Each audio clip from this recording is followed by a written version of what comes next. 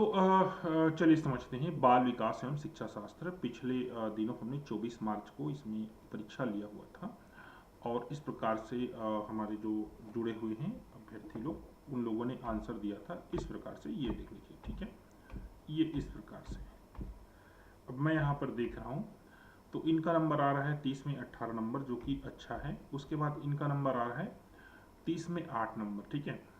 तो बाल विकास एवं शिक्षा शास्त्र में कहना चाहिए यहाँ पर ये वीक है, कहना चाहिए, ठीक। आगे बढ़ते हैं। इनका 13 नंबर आ रहा है, ये भी ठीक नहीं है। इनका भी 13 नंबर आ रहा है, ये भी एवरेज से लो है, ठीक है। इनका 7 नंबर आ रहा है। तो चलिए हम समझते हैं प्रॉब्लम कहाँ पर है, ठीक है।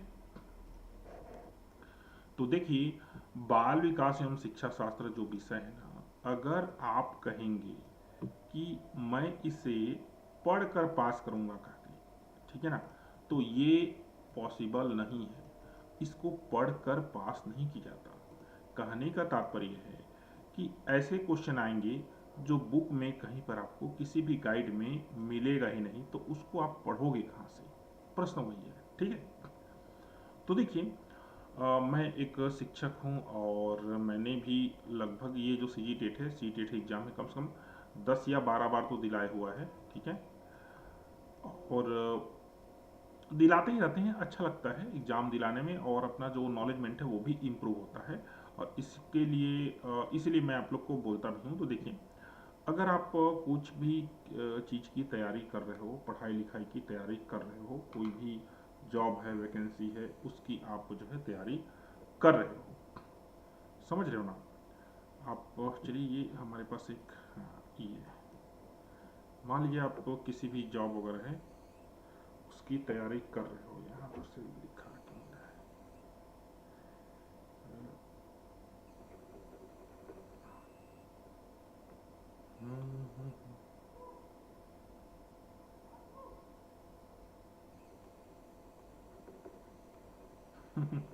इसमें लिखाना तो चाहिए था, क्यों नहीं लिखा रहे भाई? क्या तकलीफ है?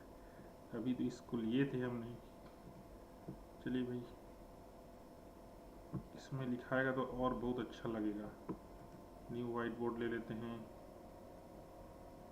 चलो भाई, काम आ जाओ। इसमें तो लिखा रहा है, मतलब हमारा तो सही है। इसमें क्यों नहीं लिखा रहा है? अब लिखा रहा है। चलिए देखिए, चलिए अब थोड़ा समझाने में भी आनंद आएगा। थोड़ा सा डिस्टर्बेंस हुआ, लेकिन अब ठीक है। तो देखिए, मैं जो आप लोग को बता रहा हूँ कि जो बाल विकास का पेपर होता है, सी डी पी जिसको हम कहना चाहिए बोलते हैं, ठीक है। इसमें पेपर अगर आसान है, ठीक है, अगर क्या है, आसान है, तो क्या होता है, जो फिक्चुअल डेटा है या फिक्चुअल क्वेश्चन है, फैक्ट वाला क्वेश्चन है एकदम, जैसे थार्नडाइक वैज्ञानिक हो गया, कोई भी उनका जो स्टेटमेंट है उसको बोला गया, तो वो क्वेश्चन आता है ज़्यादा कहना चाहिए। मान के चलिए आपका 20 क्वेश्चन फैक्चुअल दे दिया, 10 क्वेश्चन आपका जो है अलग दे दिया। लेकिन अगर सरल आता है तो 20 क्वेश्चन जो है आपका आ जाता है वनली, कहना चाहिए आपका दिमाग से, कहना चाहिए इसको हल करना पड़ेगा, ठीक। दिमाग से कैसे, इस चीज़ को समझिए। यहाँ पर हम इसको समझते हैं दिमाग का, मेरे कहने के लिए जो है क्या बोल रहा हूँ मैं, ठीक है। तो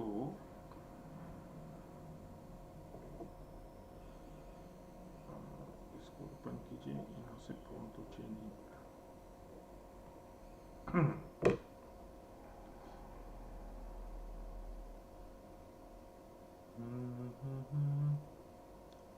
शुरू दिन है, बहुत ज़्यादा हो रहा है, देखते जाइए आप। देखो इस प्रश्न को देखो, निम्न में आत्म अनुदेशन उपागम है, ठीक है।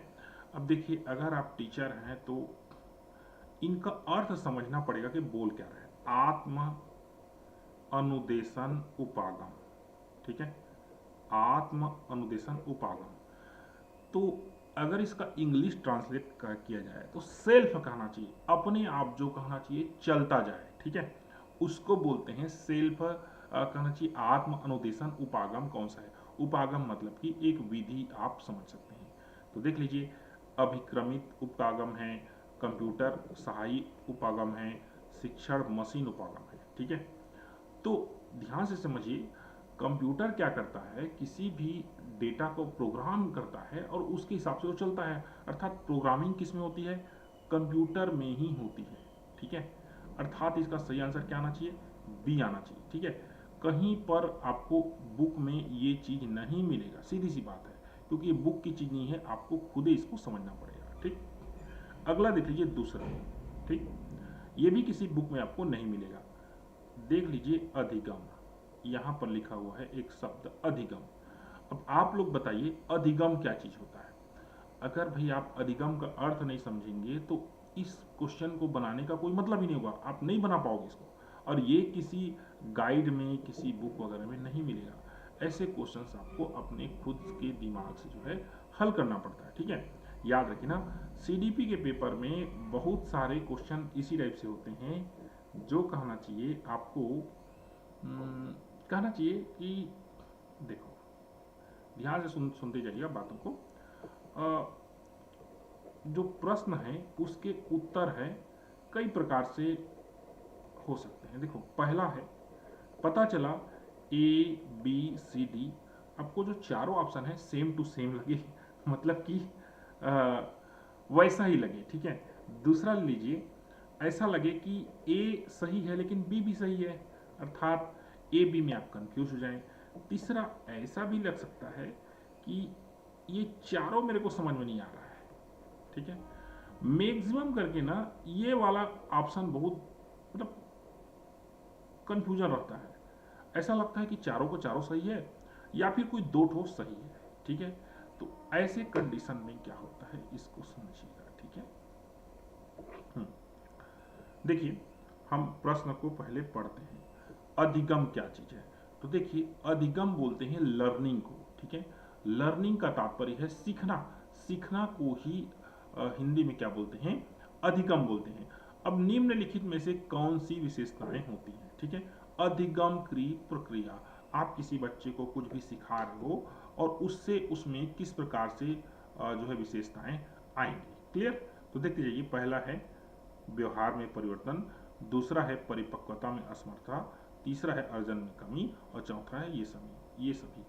तो यहाँ पर देख लीजिए, अगर किसी भी बच्चे को कुछ भी आप सिखाओगे तो उसके व्यवहार में परिवर्तन आएगा। इसमें ज़्यादा दिमाग लगाने की जरूरत नहीं है। लेकिन अगर ये जो अधिगम है इसका अर्थ अगर आप नहीं समझोगे तो आप इसका आंसर नहीं दे पाएंगे।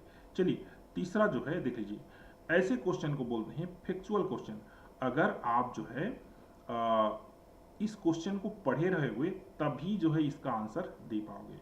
वैसे दोस्तों, हमारे जो लाइव क्लास में जुड़े हुए हैं उनको हम 1 2 3 4 ये चारों वैज्ञानिक के बारे में डिटेल जो है हम आपको बताने वाले हैं कि इन्होंने अपने लाइफ में क्या क्या चीजें की। जीन पियाजे है, थॉर्नडाइक है, पावलोव है और स्किनर है। ठीक है, तो फिलहाल ऐसे क्वेश्चन को हम अभी टारगेट नहीं कर रहे हैं। चौथा देखिए, दंड एवं पुरस्कार बालक की किस प्रक्रिया में वृद्धि हेतु सहायक है। ठीक है, दंड एवं पुरस्कार। ठीक, कहने का तात्पर्य है कि अगर वो कुछ कहना चाहिए सही नहीं करता है तो हम उसको दंड देते हैं, और अगर वो बेहतर करता है तो उसको पुरस्कार देते हैं। ठीक है, यहाँ पर ध्यान से देखेंगे तो आपको पता चलेगा, सामाजिक गत्यात्मकता, समाजीकरण, समाज में पृथक्करण, ये सभी। ठीक है, तो ये तो मान के चलिए ये ऑप्शन हो ही नहीं सकता और ये ऑप्शन भी नहीं हो सकता।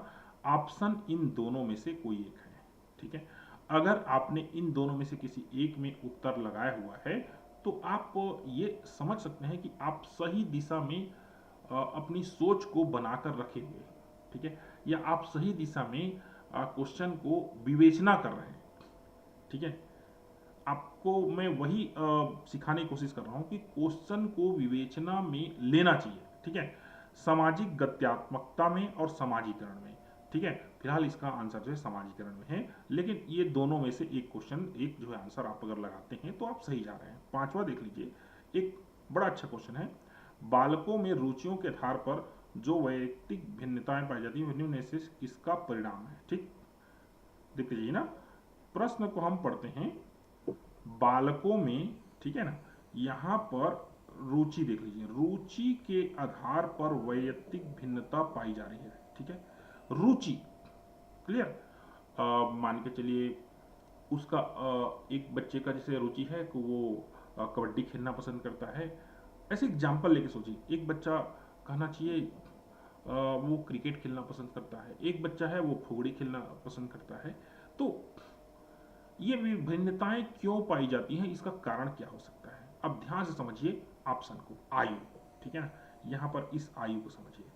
क्या आपको लगता है आयु के कारण इस प्रकार से वैयक्तिक भिन्नता पाई जाएंगी? बिल्कुल नहीं, ये बिल्कुल गलत है। लैंगिक विभेदता, चूंकि यहाँ पर लैंगिक का कोई कहना चाहिए प्रश्न ही नहीं है, क्योंकि यहाँ पर कुछ बोला ही नहीं है, इसलिए लैंगिक तो होगा ही नहीं। अगला है अनुभाविक पृष्ठभूमि का और प्रदत्त अवसरों का। तो ध्यान से आप देखिए, इस ऑप्शन को समझिए, अनुभविक पृष्ठभूमि। देखते जाइए ना, हमको क्वेश्चन का को कहना चाहिए विवेचना में लेना है। देखो एक बच्चा है, उसके घर के आसपास बहुत ज़्यादा कबड्डी खेल रहे हैं। ठीक है, या जैसे मैं जिस स्कूल में पढ़ाता हूँ वहाँ बहुत सारे लोग कबड्डी खेलते हैं, तो वहाँ पर जो बच्चा जो कहना चाहिए आता है पढ़ने, उसमें कहना चाहिए आसपास के वातावरण से वो कहना चाहिए कबड्डी सीख के आता है। ठीक है, तो फिर उसके जो वैयक्तिक भिन्नताएं हैं, वो जिस पृष्ठभूमि में रहता है उस पृष्ठभूमि के अनुसार ही उसमें क्या होंगे, विभिन्नताएं जो है पाई जाएंगी। ये इसका आंसर बनता है। ठीक है, ये क्वेश्चन आपको कहीं पर मिलेगा नहीं, ये कहना चाहिए अपने विवेचना से इसको आंसर तक आपको पहुंचना है। छठवां देख लीजिए, क्लियर। ठीक है, छठवां, आजकल माध्यमिक स्तर के विद्यालयों में निम्नलिखित में से किस पैटर्न के अनुसरण पर अधिक जोर जो है दिया जा रहा है? ठीक, यहां पर देख लीजिए ऑप्शन क्या है। आजकल माध्यमिक स्तर, यहां पर माध्यमिक स्तर कौन है? ठीक है, तो यहां पर ये 10वीं कक्षा का स्तर है। क्लियर। प्रश्न को समझना, सबसे पहले प्रश्न को हल करना, मतलब आधा हिस्सा तो वही है कि प्रश्न को समझो। माध्यमिक स्तर है, विद्यालय में निम्नलिखित में किस पैटर्न के अनुसरण पर सर्वाधिक जोर दिया जा रहा है? पहला है दैनिक कालांश अवधि में वृद्धि पर, दूसरा है छात्रों के कॉलेज समय को बढ़ाने पर। यहाँ पर कॉलेज समय नहीं है बल्कि स्कूल समय है। ठीक है, वो प्रिंट मिस्टेक है। स्कूल समय को बढ़ाने पर, शिक्षण सत्र को बढ़ाने पर, इन सभी पर। तो ध्यान से आप देखेंगे कि सब के सब वही बात बोल रहा है, कोई अलग नहीं बोल रहा है। ठीक है, ऐसे को बोलते हैं, ऐसे प्रश्न को बोलते हैं आप ऐसे। चलिए मैं एक एग्जाम्पल बता रहा हूँ, ये इस टाइप से क्वेश्चन है। जैसे कि कोई प्रश्न है यहाँ पर, ठीक है ना, option A B C D. ठीक है, तो कहना चाहिए इसमें या तो ये सभी यहाँ पर रहेगा, कहने का तात्पर्य ये है ये तीनों के तीनों सही हैं। एक दूसरा तरीका भी होता है, ऑप्शन ए बी, यहाँ से तिरछा क्यों लिखा है भाई, मैं तिरछा लिख रहा हूँ क्या? ले लीजिए ए बी सी और डी। ठीक है, मान लीजिए डी ऑप्शन आप चॉइस करते हो, ठीक है ना, तो उसमें ए बी सी सब के सब इंक्लूड हो जाते हैं। तो इस प्रकार से भी आता है। ठीक, ऐसे क्वेश्चंस में। तो यहां पर आप ध्यान से देखेंगे तो ये चारों के चारों जो है ना एक ही चीज को बोल रहा है। दैनिक कालांश में वृद्धि अर्थात समय में वृद्धि किया जा रहा है, छात्रों के कॉलेज समय अर्थात जो स्कूल के समय है उसको बढ़ाने पर जोर दिया जा रहा है, और तीसरा है शिक्षण सत्र बढ़ाने पर। तीनों चीजें वही है, इसलिए यहाँ पर हमारी जो विवेचना है वो कहाँ पर पहुंचती है कि यहाँ पर जो डी ऑप्शन है वो क्या होगा, सही होगा। आगे बढ़ते हैं, सातवां जो है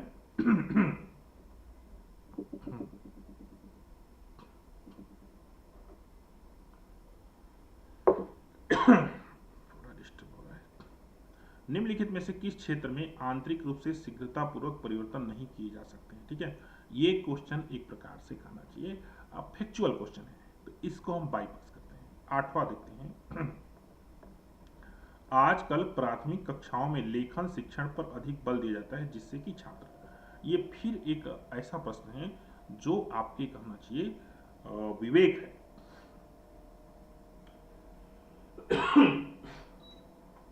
पता नहीं दोस्तों, आप थोड़ा से ना तो हमारे पास प्रश्न क्रमांक 8वां है, देख लीजिए। प्राथमिक कक्षा में जब भी आप विवेचना करें क्वेश्चन का सही आंसर पाने का, तो सबसे पहले जो शब्द है उसको समझिए, प्राथमिक कक्षा, अर्थात प्राइमरी स्कूल की कक्षा। क्लियर है? अब प्राइमरी स्कूल यहां पर बोला जा रहा है, ठीक है। तो क्या किया जा रहा है, देख लीजिए। प्रश्न, लेखन शिक्षण। क्या शिक्षण? लेखन शिक्षण। लेखन शिक्षण का तात्पर्य क्या है? यहां पर लिखना या लिखने की कला। ऑप्शन में देख लीजिए, प्राथमिक कक्षाओं में सुलेख करें, बढ़िया लिखें, भाषा संबंधी विभिन्न अभ्यास करें, ठीक है। तीसरा है भाषा वाचन एवं लेखन के साथ साथ अभ्यास करें, और चौथा है भाषा संबंधी उत्तम अभिव्यक्ति का ज्ञान प्राप्त कर सकें, ठीक है। तो आप लोग इस चीज को समझिए, हम लोग भाषा क्यों सीखते हैं, या कहना चाहिए कोई विषय, जैसे कि अंग्रेजी है, अंग्रेजी हम क्यों सीखते हैं? भाई अंग्रेजी में बात करने के लिए तो अंग्रेजी सीखते हैं ना, या दूसरी भाषा में कहें कि अपनी बात को या अपना जो भी ज्ञान है उसको हम अंग्रेजी भाषा में व्यक्त करने के लिए तो भाषा सीखते हैं ना। ठीक इसी प्रकार से जो हिंदी जो सीखते हैं, ठीक है, जो हम हिंदी सीखते हैं, हिंदी भाषा, तो इसका मूल उद्देश्य क्या होता है? भाई मूल उद्देश्य यही होता है, व्यक्ति अपने जो अभिव्यक्ति है, अभिव्यक्ति का तात्पर्य है अपने बारे में वो जो भी बोलना चाहे या जो उसको आता है वो उस भाषा के माध्यम से वह बोल सके, इसीलिए तो भाषा सीखा जाता है ना भाई, ठीक है। तो इसलिए इसका क्वेश्चन का सही उत्तर क्या होना चाहिए? यहां पर डी ही होना चाहिए। प्राथमिक कक्षाओं में सुलेख करें। अरे भाई आप लोग सोचो ना भाई, बच्चे को मान लीजिए एक किताब दे रहे हो और किताब से वो लगातार लिख दे रहे हैं, हाँ भाई चलो लिखते जाओ लिखते जाओ लिखते जाओ लिखते जाओ, बढ़िया सुलेख लिख रहा है, उसका कोई मतलब है क्या? जब तक वो कहना चाहिए उसको पढ़ ना ले, है ना, तो उसके सुलेख का कोई मतलब नहीं है। भाषा संबंधी विभिन्न अभ्यास करें। अब भाषा संबंधी अभ्यास का क्या मतलब समझ सकते हैं कि जैसे कि कोई कहानी पढ़े, कोई किताब पढ़े, कोई नाटक पढ़े, ठीक है ना, ये भाषा संबंधी अभ्यास हो गया। तीसरा है भाषा वाचन एवं लेखन का साथ साथ अभ्यास करें, भाषा को पढ़े और लिखे। तो देखिए ये तीनों ऑप्शन हम कह सकते हैं कि ये लेखन शिक्षण के लिए तीनों ऑप्शन भी सही है, लेकिन सबसे ज्यादा सही कौन है? डी है, सबसे ज्यादा सही। भाषा हम इसीलिए सीखते हैं ताकि अपनी बातों को सामने वालों को शब्दशः समझा सके, ठीक है। इसलिए से ऑप्शन क्या आना चाहिए? यहाँ पर डी आना चाहिए। एकदम से ही आप लोग यहाँ पर जवाब देते जाइए, ठीक है। और देखो मैं आप सभी को बोलता हूं ना, क्वेश्चन पर मत ध्यान दीजिए, ठीक है। जो क्वेश्चन का आंसर हम कैसे प्राप्त कर रहे हैं, ठीक है ना, हम क्वेश्चन के आंसर तक कैसे पहुंच रहे हैं उसको ध्यान दीजिए, ठीक है। तो ये किस टाइप के प्रश्न हैं? इसमें तीनों ऑप्शन भी सही हैं, मतलब ए बी सी भी गलत नहीं है, लेकिन जो डी ऑप्शन है वो सबसे ज्यादा सही है। क्लियर? ठीक, आगे बढ़ते हैं। 9वां हमारा जो फैक्चुअल क्वेश्चन था, अब 10वां जाते हैं, ठीक है। 10वां देखिए, ये भी आपकी जो है बुद्धि और विवेक से इसको हल किया जा सकता है। देखिए, प्राथमिक स्तर पर पाठ्यक्रमों का सुझाव झुकाव निम्न में से किस ओर होना चाहिए? सबसे पहले समझ लो प्राथमिक। तो प्राथमिक का तात्पर्य क्या है? पहली से 5वीं तक, ठीक, इसी को प्राथमिक स्तर बोला जाता है ना, ठीक है ना। तो पहली से 5वीं तक के स्तर में पाठ्यक्रम, अब इसको समझ लीजिए।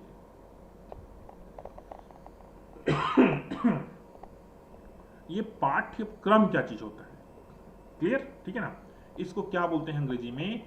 करिकुलम बोल देते हैं, ठीक है। तो पाठ्यक्रम जो उसका झुकाव है वो किस ओर होना चाहिए? देखिए पहले ना, ठीक है, विषय वस्तु की ओर, संपूर्ण विषयों का समाधिकार चेष्टा की ओर, समाज में होने वाली क्रियाओं के प्रति विकास की ओर, और बाल अभिवृद्धि के समस्त पक्षों की ओर। अब यहाँ पर सबसे पहले तो आपको समझना पड़ेगा कि पाठ्यक्रम क्या चीज होता है। ठीक है, देखो, जो हम पुस्तक में पाठ 1 है, पाठ 2, पाठ 3, पाठ 4, पाठ 10 तक है ना, इसको पाठ्यक्रम नहीं बोला जाता है। जो पुस्तक कापी है, जो पीरियड है, जो कालखंड है, वो पाठ्यक्रम का एक अंग है, ना कि खुद में पाठ्यक्रम। जैसे कि स्कूल का टाइम टेबल बना हुआ है, बच्चे सुबह प्रेयर करेंगे, प्रेयर करने के बाद वे कहना चाहिए एक सामान्य ज्ञान बोलेंगे। उसके बाद अभी जो है बोलेगा बचपन बचपन कार्यक्रम चल रहा है, एक बच्चा आएगा, अपना नाम बताएगा, उसका ताली बजाएंगे भाई। जो बर्थडे किसी बच्चे का जन्मदिन है तो उसको प्रेयर में हम उसको जो है उसको बोलेंगे कि हैप्पी बर्थडे टू यू। इसके बाद हम जो है पढ़ाने के 1 घंटे बाद जो है लघु शंका का अवकाश देंगे। हम दोपहर में बच्चों को जो है मध्याह्न भोजन खिलाएंगे। ठीक है, और शाम के 3 बजे हम उनको आधे घंटे खेलने के लिए भी देंगे। ठीक है, स्कूल में ये खेल इस समय आयोजित होंगे। ये सभी जो है पाठ्यक्रम के अंग है। ठीक है, क्लियर? ठीक है ना। अब मेरी बात आपको समझ में आ गई होगी। अगर मैं पाठ्यक्रम कर रहा हूं, कह रहा हूं, तो यहां पर केवल विषय वस्तु हो ही नहीं सकता। केवल यहां पर विषय वाली बात है, समाज में होने वाली क्रियाओं के प्रति विकास की ओर। ध्यान से देखिए, अगर मैं पाठ्यक्रम कर रहा हूं समाज में होने वाली क्रिया, तो इसमें तो पुस्तक कापी सब छूट गया। लेकिन अगर यहां पर टिक लगाऊं बाल अभिवृद्धि के समस्त पक्षों की ओर, तो ये तीनों के तीनों जो है सब के सब इसमें क्या हो जाएंगे, इंक्लूड हो जाएंगे। इसलिए सही उत्तर क्या बनेगा, यहां पर डी बनेगा। भाई, बालक के समस्त पक्षों की ओर ध्यान देना पड़ेगा आपको। पाठ्यक्रम इस प्रकार से होना चाहिए, है ना। बच्चों के पाठ्यक्रम में आपको शामिल करना पड़ेगा भैया कि आपको जो है जब बरसात होगा उस समय पेड़ पौधे भी लगाना पड़ेगा, तभी तो वो बच्चा सीखेगा बड़ा होकर पेड़ पौधों के प्रति अपनी जो दृष्टिकोण है वो। ठीक है, तो हमने किस तरह से जो है आंसर तक पहुंचा, ये जो कला है ना, ये सीखिए, ये बेहतरीन है। 10वां बात देख लीजिए, 11वां, निम्न में से किसके द्वारा एक बालक के विकास का निर्धारण किया जाता है। ठीक है, बालक और उसका विकास जो है निर्धारण करना है। ऑप्शन देख लीजिए, बालक की आनुवांशिक संरचना द्वारा। ठीक है, इसको आनुवांशिक संरचना का तात्पर्य वो डीएनए बोला जाता है, वो बोला जा रहा है। ठीक है, बालक की आनुवांशिक तथा वातावरण दोनों को जटिल संरचना के द्वारा। अगला है, बालक संबंधी वातावरणीय दबावों द्वारा जिन पर शिक्षक को कोई नियंत्रण नहीं होता, और बालक संबंधी उन वातावरणीय दबावों द्वारा जो विद्यालय द्वारा नियंत्रित की जा सकती है। ठीक है, तो देखो ध्यान से, यहां पर स्पष्ट है, इस चीज को समझिए। अब एक एग्जांपल के लिए सोचिए, अगर किसी कहना चाहिए अपराधी है, ठीक है, कोई अपराधी व्यक्ति है, उसका पुत्र है उदाहरण के लिए। ठीक, क्लियर? अपराधी व्यक्ति है और वो मान लीजिए, सीधी सी बात कहना चाहिए, एक जेल चला गया। ठीक, उसके बाद वो जो छोटा बच्चा है उसको उसके मामा ने पाला। तो सीधी सी बात है, जो अपराधी व्यक्ति हैं उनका जो डीएनए है तो उस बच्चे में तो रहेगा ही रहेगा, लेकिन अब वो नए वातावरण में चला गया। ठीक, नए वातावरण में चला गया, तो देखते जाइए ध्यान से, जो उस बच्चे का जो शारीरिक विकास है वो तो उसके में जो डीएनए रहेगा उसके हिसाब से होगा, लेकिन उसका जो मानसिक विकास है वो जहां रह कर अध्ययन करेगा या जहां रहेगा उस वातावरण को समझेगा, उस वातावरण के हिसाब से उसका क्या होगा, विकास होगा। वो बच्चा बड़ा होकर पुलिस इंस्पेक्टर भी बन सकता है। ठीक है, तो कहने का तात्पर्य, कोई भी बालक का विकास है वो केवल आनुवंशिक, देखिए आनुवंशिकता भी वहां पर डिपेंड करती है ना, आनुवंशिक संरचना भी होती है। मतलब होशियार बच्चे, माता पिता का बच्चा होशियार होता है, गोरे जो माता पिता का बच्चा जो है गोरा होता है। अगर कोई एकदम दिमाग तेज है उसका, ऐसे न जाने कितने सारे एग्जाम्पल जो है भरे पड़े हैं। एक टर का बच्चा जो है एक टर पैदा होता है। ठीक, तो ये चीजें होती है, आनुवंशिकता भी वहां पर एक रोल अदा करता है, लेकिन वातावरण भी उसका एक रोल जो है अदा करता है। इसलिए ऑप्शन यहां पर होगा, क्या होगा, जो यहां पर बी। ठीक, क्लियर? आप कोई भी क्वेश्चन का आंसर देते समय ना बस एक कहना चाहिए एक एग्जाम्पल लेके उसको समझिए। ठीक, आगे बढ़ते हैं। 12, विकास की किस अवस्था में बालकों की खेल कूद संबंधी रुचि का अधिकतम विकास होता है? देखिए, ये पढ़ने वाला क्वेश्चन है, इसको आप बिना पढ़े नहीं बना सकते, तो हम इस क्वेश्चन को भी बाईपास करते हैं। ठीक है, आगे बढ़ते हैं। 14, एक बालक के बड़े होने के साथ साथ उसमें रुचि संबंधी प्रवृत्तियां। देखिए, अब ध्यान से, एक बालक है, याद रखें ना, हम सब ने डीएड बीएड किया हुआ है, हमने थोड़ा बहुत समय स्कूल में पढ़ाया हुआ है। एक बालक है कि बड़े होने के साथ साथ वो बड़ा हो रहा है, उसमें रुचि संबंधी प्रवृत्तियां अनेक रूपों में विकसित होने लगती हैं, पहला। दूसरा है, निश्चित रूप से विकसित होने लगती हैं, संख्यात्मक दृष्टि से सीमित हो जाती हैं, किंतु उनमें गुणात्मक परिवर्तन दृष्टिगोचर होने लगते हैं, संख्यात्मक एवं गुणात्मक रूप से अपरिवर्तित बनी रहती है। 14 देख लीजिए। अब आप लोग आंसर जो है बताइए इसका क्या होना चाहिए, फिर हम इसको कहना चाहिए डिस्क्राइब करेंगे। तो पहले देख लीजिए, बालक के बड़े उसमें रुचि संबंधी प्रवृत्तियां अनेक रूपों में विकसित होने लगती हैं। ये कोई कहना चाहिए सही आंसर हो नहीं सकता, क्योंकि अनेक रूपों का क्या मतलब है कि हम उसको कहना चाहिए वो हमारे लिए अनजान है। अरे भाई, बाल विकास हम पढ़ते हैं ताकि चीज़ों को समझ सकें, उसको हम कहना चाहिए जान सकें। तो अनेक का तो प्रश्न ही नहीं है। आजकल हर चीज़ को कहना चाहिए कैलकुलेट करने की कोशिश की जा रही है। आदमी की जो अभिवृद्धि है, जो उसका होशियारीपन है, आईक्यू टेस्ट है कि नहीं, उसको भी जोड़ घटाव किया जा सकता है आज के डेट में। तो ये तो प्रश्न ही नहीं है। दूसरा है, निश्चित रूप से विकसित होने लगती है। तो देखो, ये ऑप्शन तो बिल्कुल सही है, क्योंकि बालक बड़ा होगा तो उसमें रुचि संबंधी जो विकसित जो है चीजें विकसित होंगी। अब निश्चित रूप से, ठीक है, यहां पर ए और बी में फर्क ये है, ये अनेक है, ये निश्चित है। क्लियर? तो अभी तक हमारा आंसर क्या है? बी है, निश्चित रूप से। तीसरा देखते हैं, संख्यात्मक दृष्टि से सीमित हो जाती हैं, किंतु उनमें गुणात्मक परिवर्तन दृष्टिगोचर होने लगते हैं। अब यहां पर देखो, संख्यात्मक दृष्टि से स्थिर हो जाते हैं, ये भी गलत हो रहा है। कारण देखिए, बड़ा हो रहा है तो संख्यात्मक दृष्टि से स्थिर या सीमित कैसे हो सकता है भाई? उसमें जो रुचि है भाई, जैसे जैसे बच्चा बड़ा होता है, इस चीज को एक एग्जांपल से समझिए। छोटा बच्चा है, पहले वो नड्डा खाता है, फिर उसके बड़ा होता है तो बिस्किट खाता है, फिर और बड़ा हो जाता है, अरे नड्डा बिस्कुट तो छोटे बच्चों का है, अब मैं जो है आइसक्रीम खाऊंगा। उसके बाद और बड़ा हो जाता है, अरे भाई आइसक्रीम तो बच्चों का है, मैं अब जो है बड़े होटल में खाना खाऊंगा। तो समझ सकते हैं, संख्यात्मक दृष्टि से सीमित हो जाने का तो कोई प्रश्न ही यहाँ पर नहीं है, और ये तो अपरिवर्तित तो हो ही नहीं सकता। तो दोस्तों, सही उत्तर यहाँ पर क्या बनेगा? बी बनेगा। ठीक है, किसी भी क्वेश्चन को आंसर करते समय आपको चीजों को समझना पड़ेगा कि वो बोल क्या रहा है। ठीक, अगर आप बी और सी जो है दोनों में से एक आंसर कर रहे हैं, तो सीधी सी बात, आप जो है विवेचना में अपने आप को लगा रहे हैं।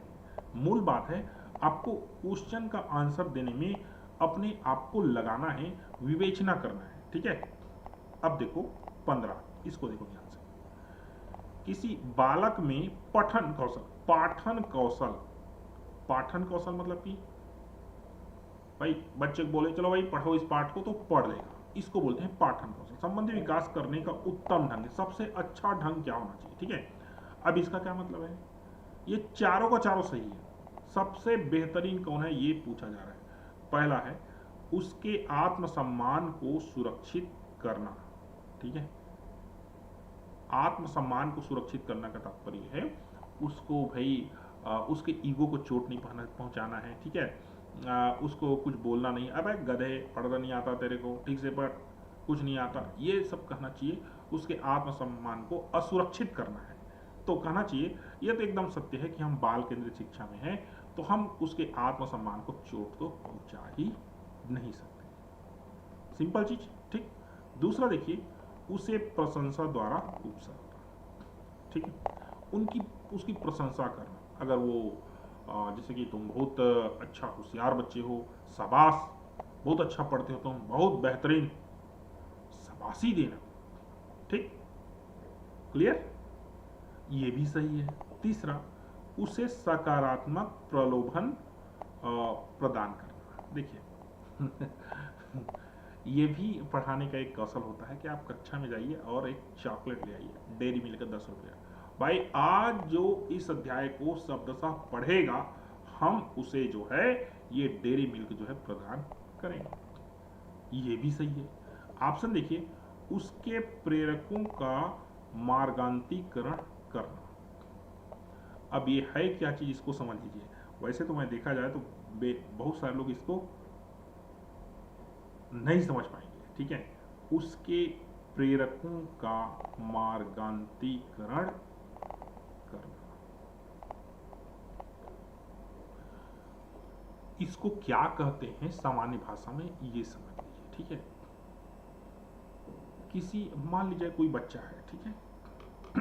कोई बच्चा है, बच्चा नहीं 18 साल का है, वो कहना चाहिए इधर उधर बहुत बदमाशी करता है, वो तीव्र बुद्धि का है, लेकिन ना वो किसी चीज़ को फट से बता देता है। चोरी करना होगा तो उसका दिमाग एकदम तुरंत चलता है, ठीक है। मतलब दिमाग तेज है लेकिन उल्टा में चलता है। क्लियर।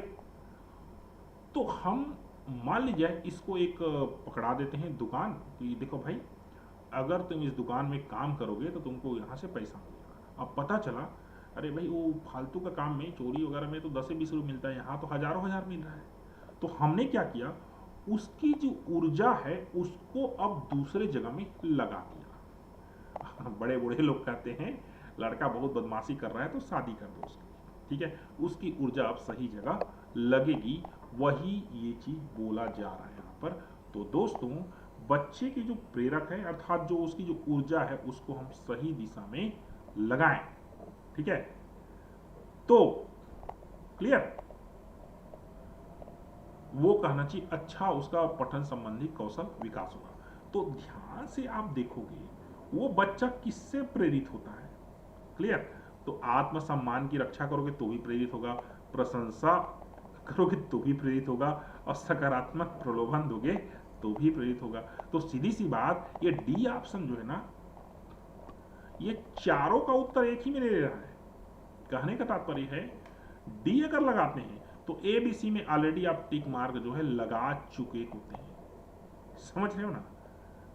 ये अभी मैंने थोड़ी समय आप लोग को बोला था, ये इस प्रकार से अभी यहां पर बोला मैंने। जैसे देख लीजिए, ये प्रश्न है, इसका आंसर यहाँ पर ए है, बी है, सी है, डी है। अगर आप डी को आंसर करते हो तो ए बी सी जो है तीनों जो है डी में इंक्लूड हो जाते हैं। अभी मैंने इस चीज को आप लोग को बताया है। क्लियर। तो ये उसी प्रकार से क्वेश्चन है और इसलिए इसका आंसर क्या होगा, डी होगा। क्लियर, ठीक है। आगे हम 2 क्वेश्चन और देखेंगे, उसके बाद ये लाइव जो है क्लोज करेंगे, ठीक है। मेरे कहने का मतलब क्वेश्चन यहां पर मैं डील नहीं कर रहा हूं, बल्कि क्वेश्चन के आंसर तक हम कैसे पहुंचेंगे इस पर हम बात जो है कर रहे हैं, ठीक है। चलिए 18 देख लीजिए, 17 18 दोनों देख लेते हैं। मानसिक दृष्टि से पिछड़े बच्चों की पहचान की जा सकती है। देखो ध्यान दीजिए ना, मानसिक दृष्टि है मतलब कि इसको हम कैसे कहेंगे, वो चीज़ों को जल्दी समझता नहीं है, बोलेंगे तो थोड़ा लेट से समझता है, वो सकुचाता है, या कह सकते हैं कि जब हम उसको बोलते हैं, उसका नाम लेते हैं, वो हड़बड़ा जाता है, तो इसको बोलते हैं मानसिक रूप से पिछड़ा। ठीक, क्लियर। याद रखिए ना, शरीर उसका हिष्ट पुष्ट है।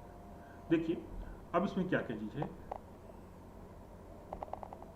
संवेदनशीलता के आधार पर, अरे भाई ये तो क्लोज कर गया,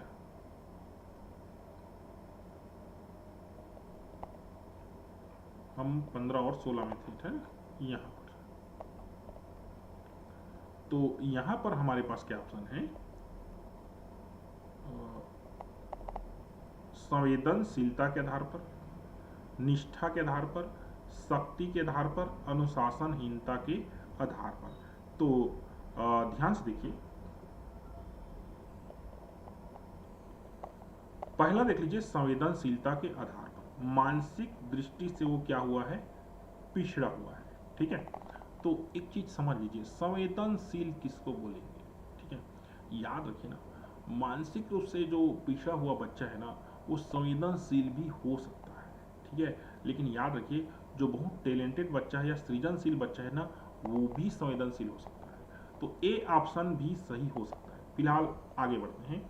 बी देख लीजिए, निष्ठा के आधार पर। अरे भाई, वो मानसिक रूप से पिछड़ा है, निष्ठा का कहाँ प्रश्न आ रहा है ना, ये तो बिल्कुल गलत है। सी, शक्ति के आधार पर, ये तो बिल्कुल गलत है। अगर शारीरिक रूप से पिछड़ा होगा तो शक्ति के आधार पर उसको देंगे हम। और डी है अनुशासनहीनता के आधार पर। ध्यान से देखिए, वो अनुशासनहीनता करता है, ठीक है। अब देख लीजिए ना, आप लोग ने ये क्वेश्चन डील किया होगा, आप लोगों ने आंसर दिया होगा डी, क्योंकि यही मॉडल आंसर है। लेकिन एज ए टीचर मैं इसको क्लिक नहीं करूंगा, मेरे हिसाब से आंसर होना चाहिए ए। अनुशासनहीनता क्या चीज है? देखो, अब बच्चे कहना चाहिए अनुशासनहीन क्यों होते हैं, इसको समझ लीजिए, ठीक है। कि भाई उसको बोला गया है कि तुम 10 बजे स्कूल आना, ठीक है, लेकिन वो 10 बजे स्कूल नहीं आता है, वो 9:15 में आता है। ऐसा क्यों करता है? क्या वो मानसिक रूप से पिछड़ा है या फिर वो हुडिंग कर रहा है? तो देखिए, मेरे हिसाब से वो मानसिक रूप से पिछड़ा नहीं है, बल्कि वो पुष्ट है, लेकिन वो कहना चाहिए एक प्रकार से बच्चे का ईगो जागृत हो गया है, मैं लेट में जाऊंगा, है ना, ठीक है, तो भी कुछ नहीं होगा। तो मेरे हिसाब से अनुशासनहीनता यहां पर आंसर नहीं होना चाहिए, संवेदनशीलता यहां पर आंसर होना चाहिए। लेकिन अगर आप लोग ए और डी में से एक ठो में आंसर दिए होंगे, ठीक है, तो आप सही दिशा में सोच रहे हो, सीधी सी बात। अगर आप ए और डी में से एक ठो में आंसर किए होगे तो सही दिशा में आप सोच रहे हैं ना, क्लियर, ठीक है। चलिए नेक्स्ट क्वेश्चन देखते हैं। प्रतिभावान बालकों की पहचान कैसी जाती है? प्रतिभावान का तात्पर्य क्या है? Meritorious student. पहला देख लीजिए, बुद्धि परीक्षा, दूसरा है एप्टीट्यूड जो टेस्ट बोलते हैं, अभिरुचि परीक्षण, और तीसरा है अचीवमेंट परीक्षण द्वारा। ध्यान से देखेंगे तो ये सब के सब है, इसमें डी है, इसमें कोई ये वाली बात नहीं है। एक और चलिए ले लेते हैं, उसके बाद खत्म करते हैं। कुछ अच्छा क्वेश्चन लेते हैं, इसको देख लीजिए, ये क्वेश्चन ध्यान से देखिए। इसमें मैक्स लोगों ने ये बी में आंसर किया होगा, क्योंकि उन लोग को ये समझ नहीं आ रहा है कि सृजनशील बच्चा किसे कहते हैं, ठीक है। सृजनशील, समझिए बात को ना, सृजनशील, सर्जना करना, सर्जना। अच्छा चलिए, तो जो तीक्ष्ण बुद्धि या प्रतिभावान बालक किसको बोलते हैं? जब तक हम शब्दों के अर्थ नहीं समझोगे ना, तब तक हम जो है सही आंसर नहीं दे पाएंगे। इस चीज को समझिए, ठीक है। सृजनशील और प्रतिभावान और पिछड़ा बालक क्या चीज है? पिछड़ा बालक आप लोग समझते हो, प्रतिभावान वो टैलेंटेड है। जैसे कि उस बालक को आप बोलेंगे कि गुड़ा भाग करो, फट से गुड़ा भाग कर देगा, ठीक है। और उसको बोले, मतलब ऐसे बालक बड़े होकर क्या बनते हैं? ये लोग बड़ी कंपनी के सीईओ बन जाते हैं, जैसे कि सत्या नडेला है, कहना चाहिए माइक्रोसॉफ्ट की, ठीक है। अभी अभी जो पराग है अग्रवाल है, उनको जो है ट्विटर का जो सीईओ बनाया गया था, ठीक है। ऐसे जो मेरिटोरियस जो स्टूडेंट्स होते हैं, जिनको प्रतिभावान बोला जाता है, ये बड़ी बड़ी कंपनियों को चलाते हैं। क्या करते हैं? चलाते हैं। तो भाई ये सृजनशील कौन है? देखो ध्यान से, सृजनशील वो है जो नया चीज बनाने की कोशिश करता है, नया चीज, ठीक है, नया चीज, वो नया सोचता है। जैसे कि हमने सभी बच्चों को बोला भाई कि चलो जो है गणित का प्रोजेक्ट बनाकर लाना, ठीक। मेरिटोरियस बच्चा क्या करेगा? यूट्यूब में जाएगा और कोई ऐसा एकदम कठिन वाला प्रोजेक्ट खोजेगा और उसको अपनी बुद्धि से वो एकदम सेम टू सेम बनाने की कोशिश जो है वो करेगा, सेम टू सेम, ठीक। ये प्रतिभावान है। सृजनशील क्या करेगा? वो कुछ ऐसा करेगा जो कहीं पर नहीं किया गया हो, और इसीलिए सृजनशील बालक जो है सबसे महत्वपूर्ण होते हैं, ठीक है। किसी भी, अब देखो, फेसबुक का आविष्कार किसने किया? मार्क जुकरबर्ग ने किया। इनको देख लीजिए, ये माइक्रोसॉफ्ट का आविष्कारक कौन है, ठीक है, जो अभी अभी भारत आए थे, नाम मैं उनका भूल रहा हूँ, ठीक है। इसके और ले लीजिए, अगर आप लेना चाहते हैं तो जैसे कि ट्विटर के हैं, अभी जो है ले लीजिए उनके जो है आल्टमैन है, सैम आल्टमैन है।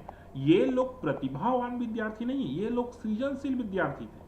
कुछ नया सोचना, कुछ नया करने की कोशिश करना, ठीक है, इसको ही आविष्कारक बच्चा कहना चाहिए, आप बोल सकते हैं।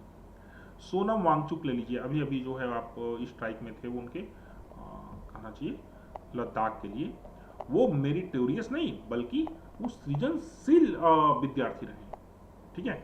तो सृजनशील का तात्पर्य यहाँ पर है वो जो है कुछ नया खोजने की प्रयास करता है, नया सोचता है, नया कुछ बनाने की कोशिश करता है, उसको बोलते हैं सृजनशील, ठीक है।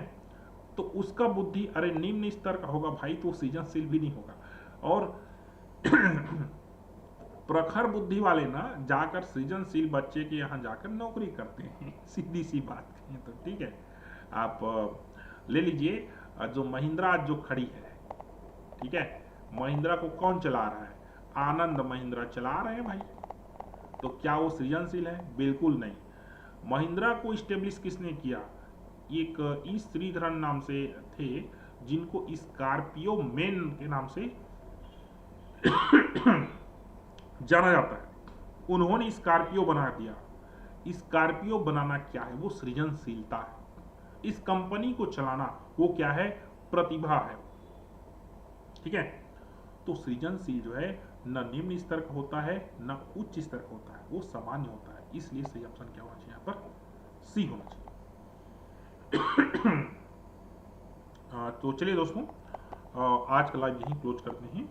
इस लाइव का मूल उद्देश्य आप लोग समझिए ना, ठीक है। मूल उद्देश्य ये है कि आपको जो विवेचना है, क्या है? विवेचना। किसी भी प्रश्न के उत्तर देते समय आपको विवेचना करना है कि क्या सही हो सकता है, ठीक है। उसके बाद आंसर दीजिए। यकीन मानिए ये जो क्वेश्चन पेपर बना हुआ है, इसमें मैंने देखा हुआ है 20 क्वेश्चन ऐसे हैं जिसके लिए आपको कहीं पर कुछ पढ़ने की जरूरत नहीं है। आपने जो डीएड पढ़ा हुआ है वही इसके लिए काफी है, ठीक है। बिल्कुल वही काफी है और आपको कुछ भी जरूरत नहीं, ठीक। समझ रहे ना बात को? एक देखो, एक ऑप्शन है 24, वह शारीरिक कारक जो बच्चों को सीखने में सहायता करता है, ठीक है। शारीरिक कारक ना, क्लियर। शारीरिक मतलब जो कारक शरीर से है, ठीक। परिपक्वता, अब परिपक्वता किसे बोलते हैं भाई? बच्चा पहले इतना छोटा होता है ना, पैदा होता है, तो फिर वो बड़ा होता है, फिर वो कहना चाहिए पैदल चलना सीखता है, फिर वो कहना चाहिए साइकिल चलाना सीखता है, उसके बाद उसका दिमाग विकसित होता है, इसी को तो परिपक्वता बोलते हैं ना, ठीक है। तो सही ऑप्शन क्या है? ए ही है और कुछ नहीं, सिंपल चीज है। आप क्वेश्चन के जो वर्ड है ना उसको समझिए बस। ये सीडीपी और कुछ नहीं है, जो क्वेश्चन का जो वर्ड है ना उसको समझिए। इसको आपने समझ लिया ना, मतलब आपने क्वेश्चन जो है हल कर लिया। शारीरिक कारक जो बच्चों को सीखने में सहायता करता है। अरे भाई जैसे बच्चा बड़ा होता जाता है, ठीक है ना, अर्थात उसका शारीरिक विकास जो है होता जाता है, उसको सीखने में मदद मिलती है। अब आप लोग सोच रहे हैं सर बड़ा होता जाएगा तो वो जो है पहाड़ा सीख जाएगा, ऐसी गारंटी है क्या? तो देखो यहाँ पर सीखने का मतलब केवल पुस्तक कॉपी सीखना नहीं है। बच्चा अगर तैरना भी सीख रहा है, ठीक है ना, तो भी वो सीखने के अंदर ही आएगा। अगर आप उसको जो है मुंह धोना सिखा रहे हो, उसको सही तरीका से बैठना सिखा रहे हो, सही तरीके से चलना सिखा रहे हो, सही तरीके से बात करना सिखा रहे हो, सबके सब जो है लर्निंग या अधिगम के अंतर्गत आएगा। और उसके लिए एक सहयोगी कारक जो है परिपक्वता है। शरीर विकास करेगा तब तो सीखेगा जी, सिंपल चीज है, ठीक है। तो ये है, आपको हमारी जो क्लास है, वैसे जोड़े तो बहुत कम लोग हैं, 4-5 लोग हैं। आजकल के लोग जो है, आजकल के जो विद्यार्थी हैं वे लोग ये सोचते हैं मैं जो है 10 मिनट पढ़ूं या फिर सर जी ऐसे फटाफट उत्तर बताते जाएं और मैं कर लूंगा। तो देखो, प्रश्न की संख्या हजारों लाखों में है, तो आप प्रश्न के पीछे पड़ोगे ना तो कभी आप सक्सेस नहीं हो पाओगे। आप उस प्रश्न को हल करने के जो डिजाइन है, तरीके हैं, उसको समझिए, फिर आपसे कोई प्रश्न छूट कर जाने वाला नहीं है। तो अगर आप हमारे पेड क्लास में नहीं जुड़े हैं तो जुड़ सकते हैं। बाकी हम 3 जो एग्ज़ाम ले चुके हैं और हम सोच रहे हैं हर संडे को एग्ज़ाम लें। 5 एग्ज़ाम जो है कंप्लीट होने के बाद जितने भी लोग एग्ज़ाम दिए रहेंगे उनका हम आंसर शीट का जो है विश्लेषण करने वाले हैं। ठीक है, हमारे पास देख लीजिए जितने भी जो विद्यार्थी जो परीक्षा हमारे साथ देते हैं, फिलहाल तो 4-5 लोग हैं। कहाँ गया ESS, हमारे पास इतना सारा चीज़ हो गया है कि कौन कहाँ है, ये देख लीजिए। हम सबका जो डाटा है वो सेव करके रखते हैं, कौन कितना नंबर कहाँ कहाँ पर पा रहा है, ये देख लीजिए। ठीक है, सब डाटा को उसके बाद विश्लेषण करेंगे, उसके बाद आप लोग को बताएंगे कि आप गलती कहाँ कर रहे हैं। ठीक, तो फिलहाल जो CDP के पेपर में जो मैंने आप लोग को बताया वो इस्तेमाल कीजिए टेक्निक। ठीक है, और फिर नेक्स्ट हम लाइव करेंगे किसी और सब्जेक्ट का। ठीक है, तब तक के लिए थैंक यू और दोस्तों शुक्रिया आप सभी का।